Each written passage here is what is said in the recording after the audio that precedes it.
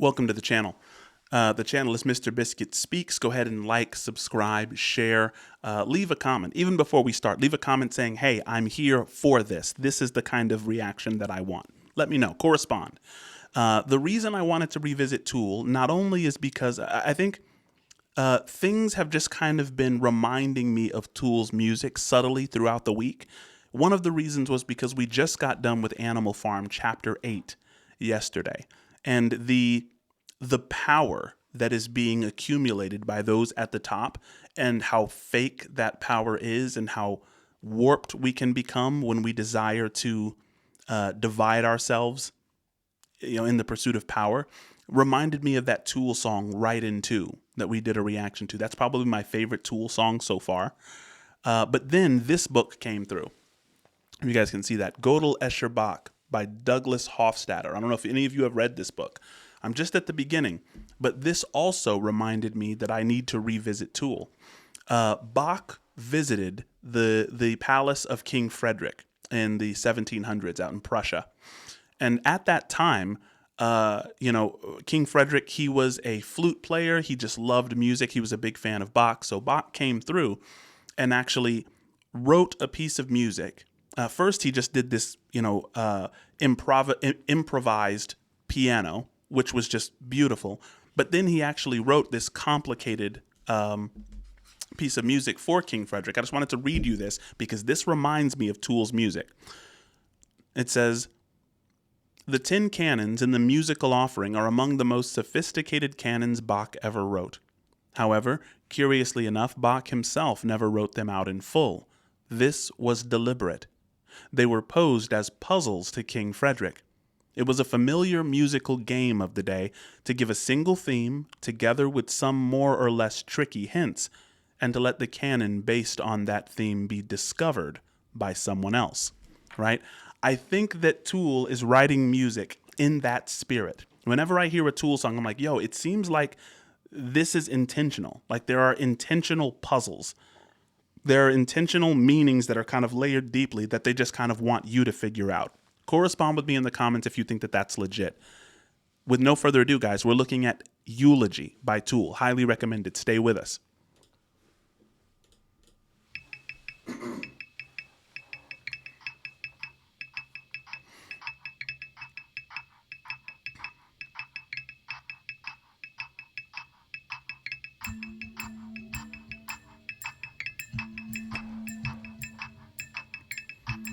Guys, I love how Tool sets up the mood, right? You can just let your intuition speak. Let the left brain relax. Let the right brain just build up that intuition because they're doing something even with the music.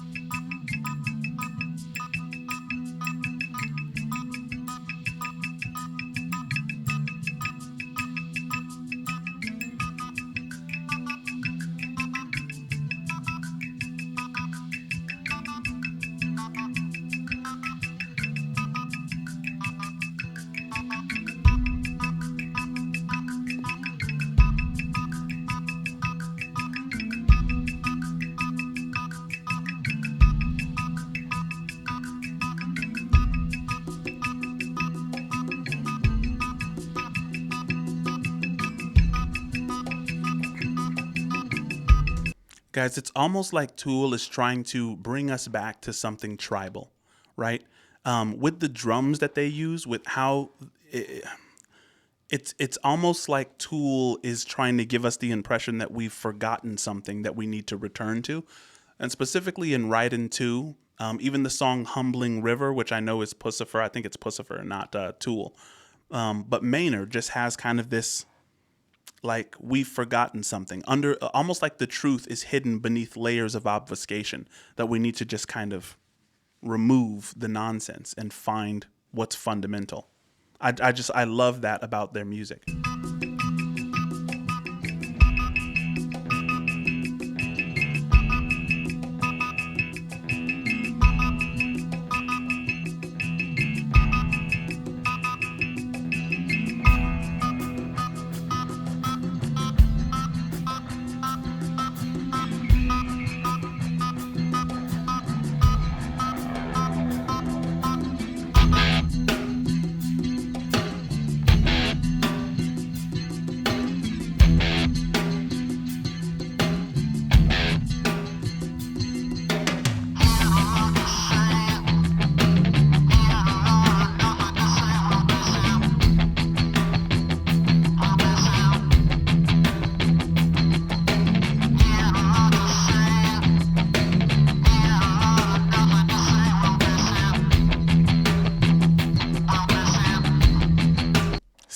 see what I'm saying about the puzzles? Tool fans must love puzzles. The song is called Eulogy, which is something you say at a funeral in front of like a casket before you lower it into the ground. And so the lyrics seem to at least match that title. We're gonna miss him. Someone is dying. Something is dying. He had a lot to say. He had a lot of nothing to say. We'll miss him. He had a lot to say. He had a lot of nothing to say. What does that contradiction mean? It's not a contradiction, it's a paradox, right? Tool is full of paradox. They want us to figure it out.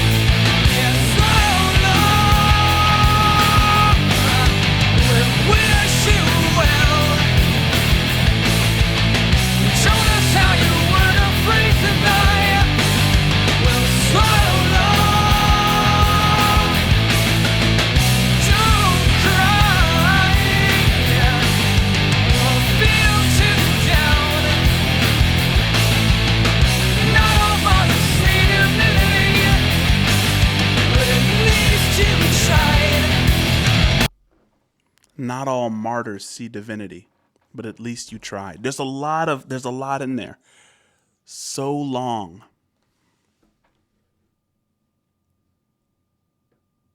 We wish you well.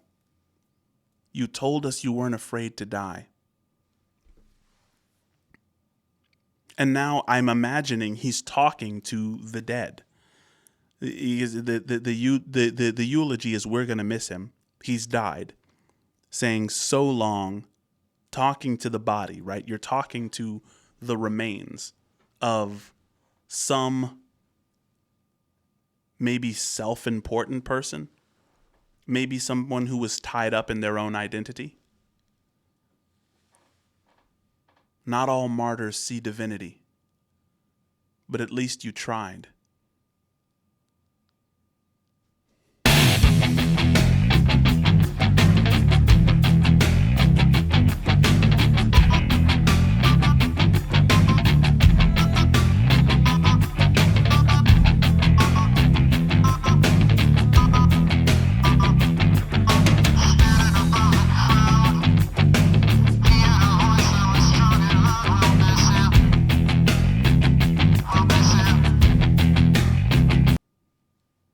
A lot to say and a lot of nothing to say. Standing above the crowd, his voice was strong and loud. We're still really not getting any substance, though. I wonder if that's intentional. He's not talking about what was spoken about, other than that this person wasn't afraid to die. But now they're above the crowd and they're speaking strong and loud. Okay.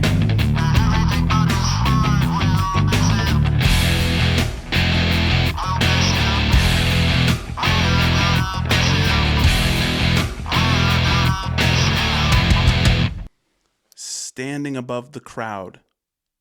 His voice is strong and loud. He's pointing his finger and ranting. He's pointing his finger and he's pointing at everything but his heart. So this is somebody who's a charlatan. This is somebody who is a hypocrite, perhaps. Somebody who definitely is seeking some kind of aggrandizement.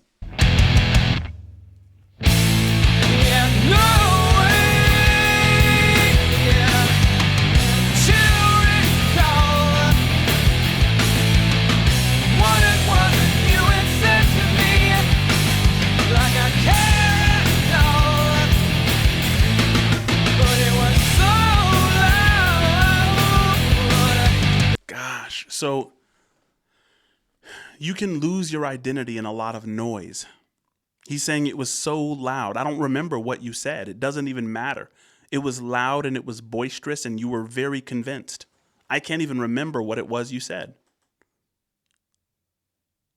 Maybe that's, man, it's so interesting how all of these things tie in. Like Tool has this kind of way to inject the meaning of the song into whatever is happening in your week. It happened with Humbling River. It definitely happened to me during Right In 2. All of Tool's lyrics are like immediately life applicable. What I'm thinking of immediately is Napoleon from this book Animal Farm that we're reading in the book club. I'll leave a link in the description if you want to join the book club. But Napoleon is loud and boisterous, but not extremely competent. He's not really saying much. He just wants to aggrandize himself and leave himself some kind of legacy. Like this song could be sung at Napoleon's funeral. Yikes. Like I can't know, but it was so loud, you sure could yell. Took a stand on every little thing, and so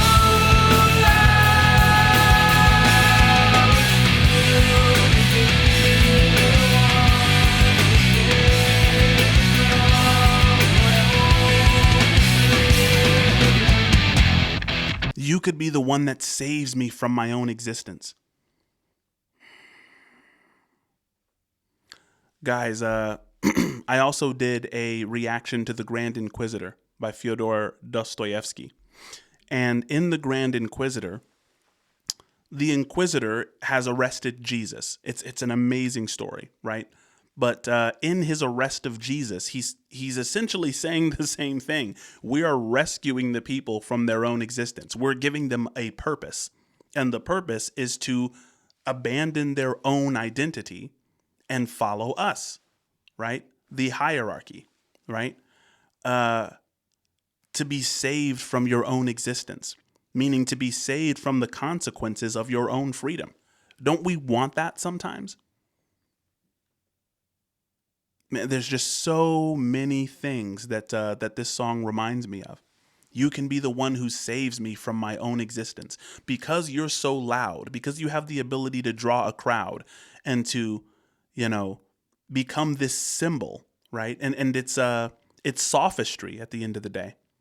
Sophistry is the ability to just come up with platitudes, things that don't really mean much, right? But that just, sound flowery, like, let's all reach for the stars. Let's hold hands together. Things that politicians say that it's like, what are you talking about?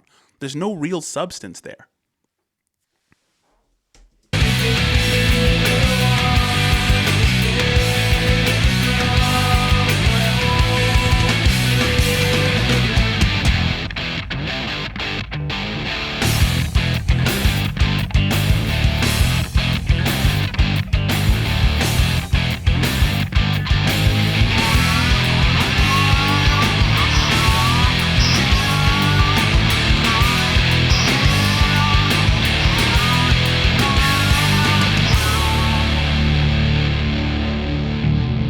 I have no idea what that meant. What is 912? Some child might chill 912.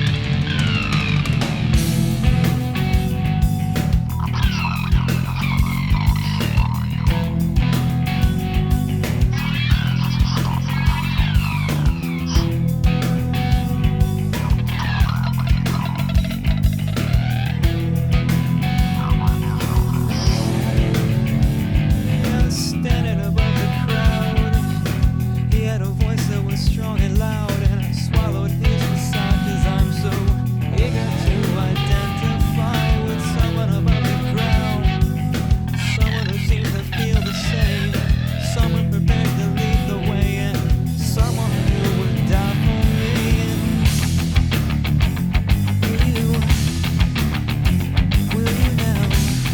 So he's talking about it, guys. And sometimes Maynard does this, which I love. It's like if it's not like a dumbed down version of the major message, but sometimes they'll just riff and he'll just come out in the open and talk about it, which I think he does here.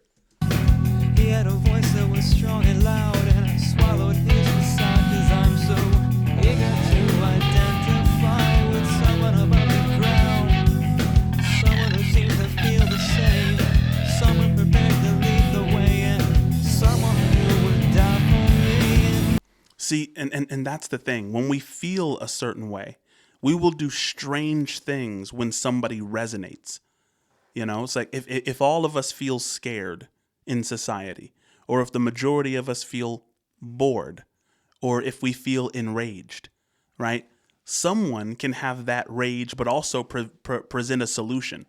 And instead of investigating whether that solution is plausible, whether it's healthy, whether it's leading us in the right direction, we will just be so enamored with the resonance. Like, oh, he gets me. He understands that I'm angry and he's angry too. But instead of just having anger, instead of investigating it, he labels it, scapegoats someone, comes up with this cockamamie solution, right? And so many people will fall in line just off of that initial resonance. Someone who identifies with me. Prepared to lead the way, and someone who would die for me. Will you now? Would you die for me? Don't you fucking lie. Don't you step out of line. Don't you step out of line. Don't you step out of line. Don't you fucking lie.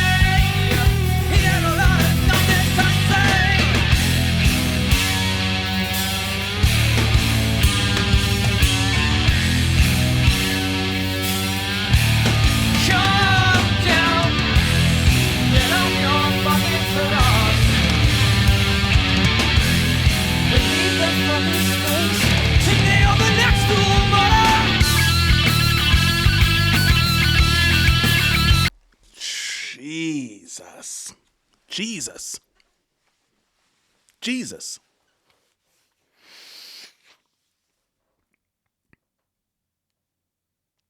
Come down off your cross. What's interesting is that is what the thief said to Jesus too. If you really are what you claim to be, then why don't you come down? Why don't you come off the cross? I want to hear that again. I want to hear how we put that.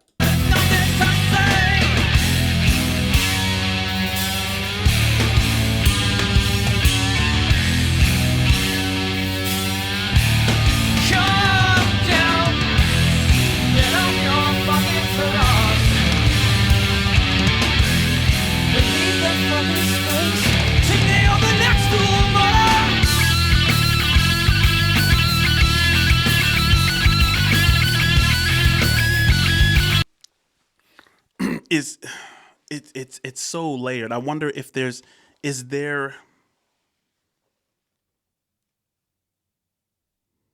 because it's not an insult to martyrdom in general. At least I don't imagine that it is. Right? I mean, because I believe that living your truth or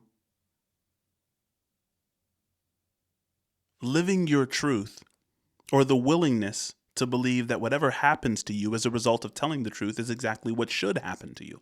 I think that's what integrity is.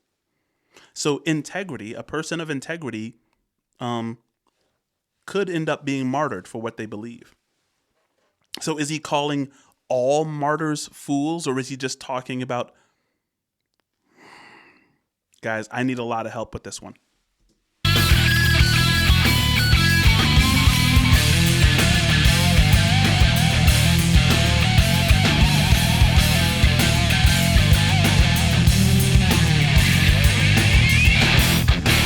To ascend you must die, you must be crucified, for our sins and our lies.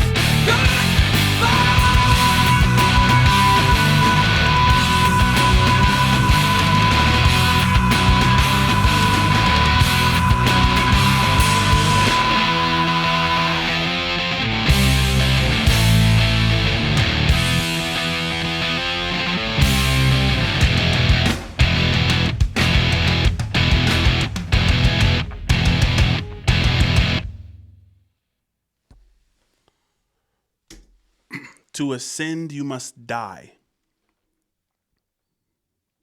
And is this death, guys, I bear with me here because the song is over now. Is this death that's required to ascend a death of the ego? Think of it this way. And hopefully I'm understanding it now that the song is over. He had a lot to say. He had a lot of nothing to say. We'll miss him. Maybe if we can apply that message to our own ego. It was so loud, right? It was so loud. And I identified with it, right? All of these things can be said about the ego. Don't you sometimes identify with your thoughts? Don't you sometimes label your feelings way too quickly, right? To ascend, you must die, meaning the ego. The thing that you think of as yourself, whether you say, I identify as Republican, I identify as a Democrat, I identify as, a salesman, whatever your career is. Maybe that's the thing that must die in order for you to truly ascend, right? And we so deeply want to identify with it, and it's not really saying anything. There's no clear message that it has, not fundamentally. As a matter of fact, when you investigate the ego, you realize that its entire existence is a facade. I want to listen to this song again through that lens. Let me know if you're up for that.